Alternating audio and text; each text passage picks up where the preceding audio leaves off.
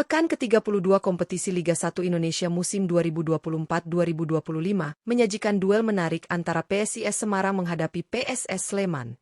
Laga yang digelar di Stadion Jatidiri, markas PSIS, berakhir dengan hasil mengejutkan. Tim tamu, PSS Sleman, sukses mencuri poin penuh setelah menang meyakinkan atas tuan rumah PSIS Semarang. Pertandingan berlangsung sengit sejak menit awal, namun PSS tampil lebih siap dan langsung menekan tuan rumah sejak peluit awal ditiup. Pendekatan agresif yang diterapkan oleh tim tamu membuahkan hasil cepat. Belum genap 10 menit laga berjalan, pendukung PSIS harus terdiam ketika striker andalan PSS, Gustavo Tocantins, berhasil mencatatkan namanya di papan skor. Gol pembuka PSS tercipta pada menit ke-8.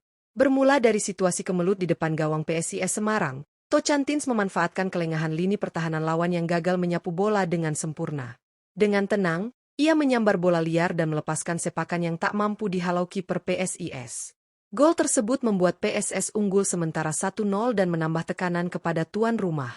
Tertinggal 1 gol di hadapan pendukungnya sendiri, PSIS mencoba bangkit. Mereka meningkatkan intensitas serangan, menggempur pertahanan PSS dari segala arah, baik melalui sisi sayap maupun umpan-umpan terobosan ke jantung pertahanan lawan. Namun, usaha demi usaha yang dilakukan anak-anak asuh Gilbert Agius tidak membuahkan hasil.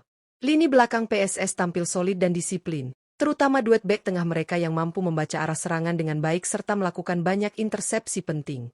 Menjelang berakhirnya babak pertama, PSS kembali mendapatkan momen krusial. Kali ini, kembali Gustavo Tocantins yang menjadi tokoh utama.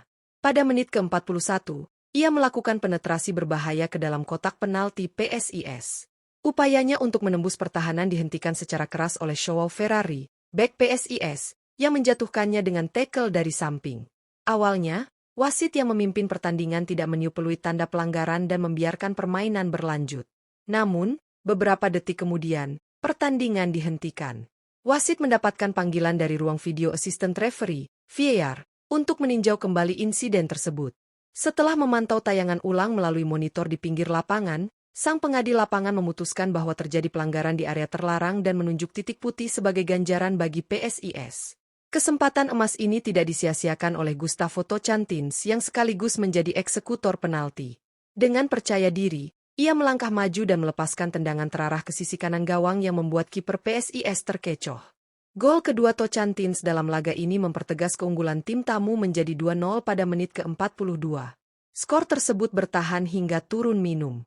Memasuki babak kedua, PSIS Semarang mencoba mengambil inisiatif permainan. Mereka mengganti beberapa pemain guna menyegarkan lini tengah dan menambah daya dobrak di lini depan. Namun, sekali lagi, PSS tampil sangat kompak dalam menjaga kedisiplinan taktik. Organisasi pertahanan yang rapi serta kepemimpinan dari para pemain senior di lapangan membuat mereka mampu menjaga keunggulan dengan baik. Sementara itu, PSIS terlihat mulai frustrasi. Beberapa peluang yang tercipta tak mampu dimaksimalkan dengan baik. Bola seringkali mentok di kaki pemain belakang PSS atau gagal menemui sasaran. Bahkan, serangan-serangan mereka kerap berakhir dengan kehilangan bola yang membuka peluang serangan balik cepat dari tim tamu. PSS hampir menambah keunggulan di menit-menit akhir, namun sepakan jarak jauh dari Irfan Jaya hanya melebar tipis di sisi kanan gawang. Hasil ini menjadi kemenangan penting bagi skuad Elang Jawa yang tengah berjuang keras keluar dari zona degradasi. 3 poin yang diraih di markas lawan membuat mereka naik 1 strip ke posisi 17 klasemen sementara, dengan torehan 28 poin dari 32 pertandingan. Meski masih berada di bawah garis aman, kemenangan ini membuka peluang mereka untuk lolos dari jeratan degradasi di 2 laga sisa. Sebaliknya, PSIS Semarang harus menerima kenyataan pahit. Kekalahan ini semakin menenggelamkan mereka di dasar klasemen.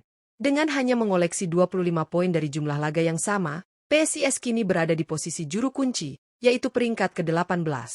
Situasi ini membuat perjuangan mereka untuk bertahan di Liga 1 musim depan kian berat. Secara keseluruhan, laga ini memperlihatkan bagaimana efektivitas strategi dan kedisiplinan tim bisa mengatasi tekanan dari bermain tandang. PSS Sleman tampil lebih siap secara mental dan taktik, sementara PSIS Semarang harus segera melakukan evaluasi besar-besaran jika ingin menyelamatkan musim mereka yang berada di ujung tanduk.